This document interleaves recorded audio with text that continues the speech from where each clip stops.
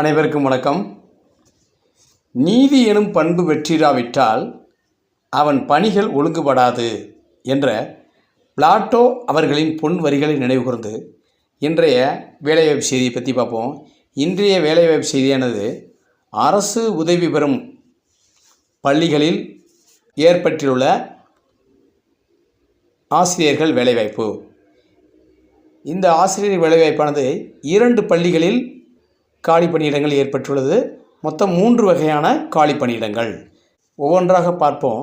அதற்கு முன்னதாக நீங்கள் இந்த வீடியோவுக்கு புதியவராக இருந்தால் நம்ம ஆசிரியர் மலை சேனலை சப்ஸ்கிரைப் பண்ணிக்கோங்க. இப்போ முதலாவதாக பார்க்கக்கூடிய பள்ளியானது இளநிலை பட்டதாரி ஆசிரியர் தேவைன்னு சொல்லியிருக்காங்க. நம்ம பெரும்பாலும் பட்டதாரி ஆசிரியர் தேவைன்னு சொல்லி தான் நம்ம நோட்டிஃபிகேஷன்லாம் பார்த்துருப்பீங்க.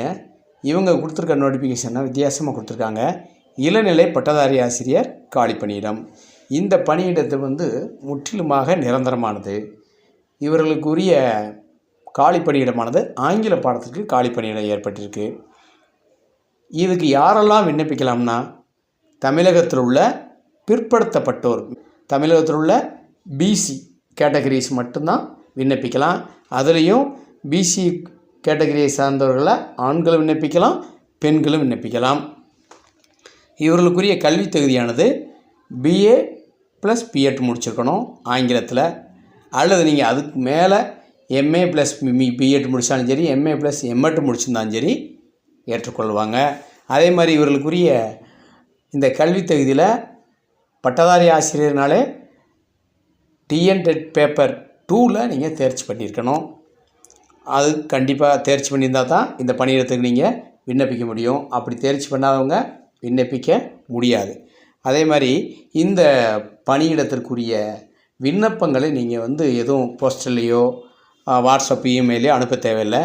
நேரடியாக ஒரிஜினல் சர்டிஃபிகேட்டும் ஒரிஜினலுக்குரிய நகலையும் எடுத்துக்கிட்டு நீங்கள் நேர்காணலில் கலந்துக்கலாம். நேர்காணல் தான் அவங்க கொடுத்துருக்காங்க. நேர்காணல் தேதி 11/9/2025 11ஆம் தேதி தான் இந்த நேர்காணலுக்கு நீங்கள் நேரடியாக சொல்லலாம். அந்த நேர்காணல் எங்கன்னா இந்த பள்ளி வளாகத்திலேயே நேர்காணல் நடக்குது. அந்த நேர்காணல் நடக்கக்கூடிய டைம் காலையில் 9 மணிலேருந்து மத்தியானம் 12 மணி வரைக்கும் சொல்லிட்டாங்க. அந்த டயத்துக்குள்ளே நீங்கள் நேர்காணல் போங்க. அதுக்கப்புறமா நான் போனேன் சார், அவங்க வாய்ப்பு இல்லை, இவங்க எப்படின்னு தெரியலை, பள்ளி நிர்வாகம் பணம் வாங்குகிறாங்க செய்கிறாங்கன்னு சொல்கிறதுல நம்ம அர்த்தம் இல்லை. ஆனால் முதல்ல போய் நம்ம அட்டன் பண்ணி பார்க்கலாம். நேர்காணலில் அவங்க எப்படி என்ன கருத்துக்களை சொல்கிறாங்கன்னு சொல்லி கலந்துக்கிட்டு நம்ம அதுக்கப்புறம் ஒரு முடிவுக்கு வரலாம்.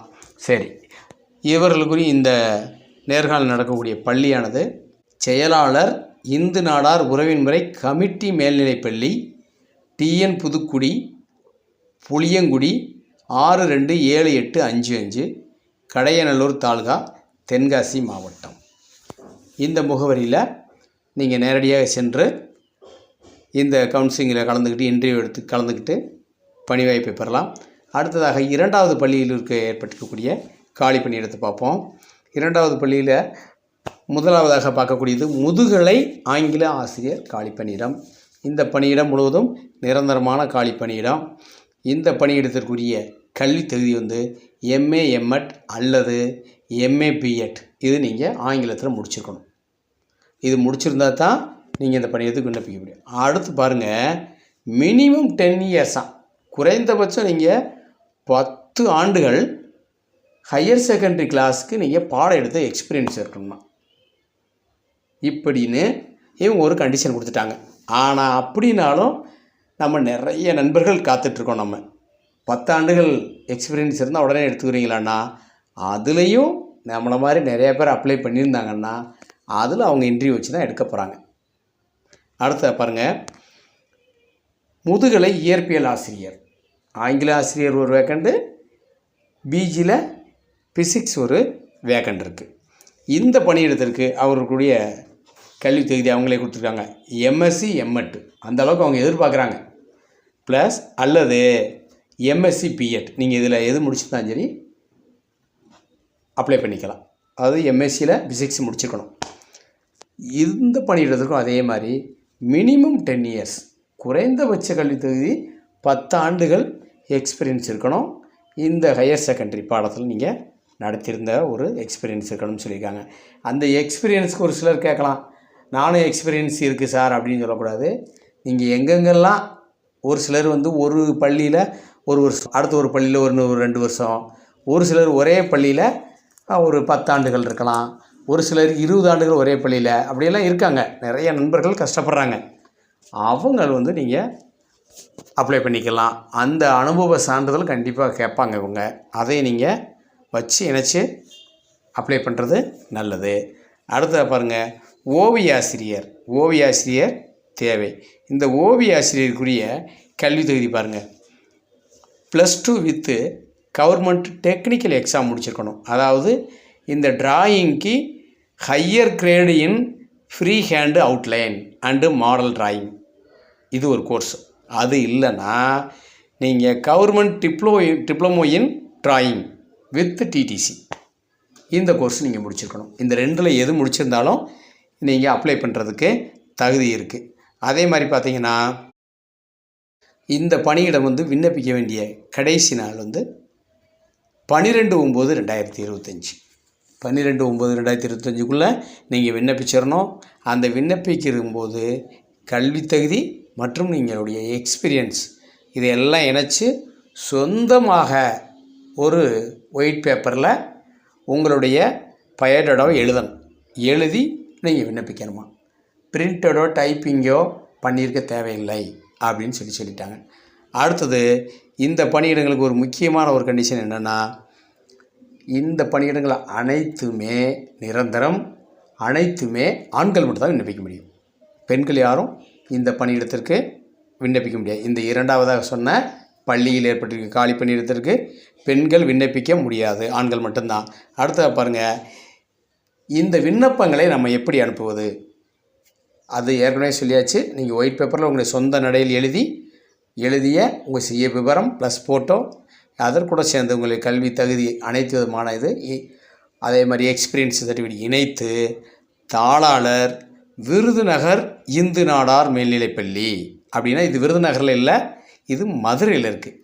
13A பழைய குயவர்பாளையம் சாலை, மதுரை. இந்த முகவரிக்கு நீங்கள் அனுப்பிடணும். இந்த முகவரிக்கு நீங்கள் தபாலில் அனுப்பிச்சிக்கலாம். அனுப்பிச்சிட்டு நீங்கள் உங்களுடைய இன்டர்வியூவுக்கு அப்ளை பண்ணுவாங்க. அதாவது இன்டர்வியூ கால் பண்ணுவாங்க. நீங்கள் அதில் போய் சேர்ந்து இன்டர்வியூ அட்டன் பண்ணிக்கிட்டு பணி வாய்ப்பை பெறலாம். சில நண்பர் சொல்கிறாங்க, கிராஸ் மேஜரு நான் அப்ளை பண்ண முடியுமான்னு. கிராஸ் மேஜர் ஏற்றுக்கிற மாட்டாங்க. பெரும்பாலும் அரசு உதவி பெறும் பள்ளிகள் வந்து போட்டி அதிகமாக இருக்கும். அந்த அதிகமான போட்டியில் யாரெல்லாம் எப்படி தவிர்க்கிறது அப்படின்னு சொல்லி அவங்க பார்ப்பாங்க. ஏன்னா 1 வேக்கண்ட், 2 வேக்கண்ட், 4 வேக்கண்ட் அதிகபட்சம் ஒரு ஸ்கூலுக்கு ஏற்படும், அவ்வளோதான். அந்த வேக்கன்சியை அவங்க நினச்சிருக்க மாதிரியோ அல்லது அவங்க எதிர்பார்க்க கல்வி தரத்துக்கு ஏற்ற மாதிரியோ ஃபில்ட்ரு பண்ணணும்னு நினைப்பாங்க. அப்படின்னா நீங்கள் கிராஸ் மேஜர் இருக்கக்கூடாது. அதே மாதிரி ஒரு சில நண்பர் சொல்கிறாங்க, பணம் எவ்வளோவா அவ்வளோவான்றவாங்க. ஒரு சில நிர்வாகங்கள் வாங்குகிறாங்க, ஒரு சில நிர்வாகங்கள் வாங்கலாம். நம்ம அதை எதையுமே கணிக்க முடியாது. ஆனால் நம்மளோட கோரிக்கை என்னென்னா, அனைத்து விதமான அரசு உதவி பெறும் பள்ளிகளையும் அரசு பள்ளிகளாக மாற்றிட்டா ரொம்ப எளிதாக இருக்கும். அப்படி இல்லை அப்படின்னா அந்த நியமனங்களை மட்டுமாவது அரசு நியமித்தா நல்லாயிருக்கும். நியமனங்களை மொத்தமாக அரசு நியமிக்கிற மாதிரியே, அரசு பள்ளிக்கு நியமிக்கிற மாதிரியே அவங்கள நியமிச்சுட்டு இருந்தால் போதும். நிர்வாகம் கூட அவங்களே பார்த்துக்கலாம். அப்படி ஒரு விருப்பம் கூட இருக்குது. ஏன்னா முன்னாடி கடந்த காலத்தில் பார்த்திங்கன்னா வங்கிகளை வந்து தேசிய உடைமையாக்குனாங்க. பஸ் போக்குவரத்து, பழைய பஸ் போக்குவரத்துகள்லாம் தனியார் போக்குவரத்து பார்த்திங்கன்னா அரசு போக்குவரத்தாக மாற்றினாங்க. இப்படி நிறையா நடந்துச்சு. அதாவது கரும்பு ஆலைகள், இந்த மாதிரி குறிப்பிட்ட ஆலைகள் அதெல்லாமே வந்து ப்ரைவேட்லேருந்து கவர்மெண்ட்டுக்கு மாற்றினாங்க. ஒரு சில ப்ரைவேட் தொழிற்சாலைகள், அதாவது இப்போ 5 ஆண்டு திட்டங்களில் முதல்ல கொண்டு வந்தாங்க. அப்போ இதெல்லாம் வந்து கவர்மெண்ட்டுக்கு போட்டாங்க. அதே மாதிரி இப்போ நம்ம கவர்மெண்ட்டுக்கு தான் அதை கேட்குறோம். அப்படி இல்லை அப்படின்னா நிர்வாகம் அவங்களே இருக்கலாம். ஆனால் நியமனம் மட்டும் அரசு நியமித்தா எல்லாருக்கும் ஒரு நேர்மையாக இருக்கும் அப்படின்றது ஒரு விருப்பமாக இருக்குது. சரி நண்பர்களே, இந்த வீடியோ சார்பாக உங்களுக்கு ஏதாவது சந்தேகங்கள் ஏற்பட்டால் கமெண்ட் பண்ணுங்கள். இந்த வீடியோ பிடிச்சிருந்தால் லைக் பண்ணுங்கள். உங்களை போன்ற வேலை தேடும் நண்பர்களுக்கு இந்த வீடியோவை ஷேர் பண்ணுங்கள். மறக்காமல் நம்ம ஆசிரியர் சேனலை சப்ஸ்கிரைப் பண்ணுங்கள். நன்றி. வாழ்க வளமுடன்.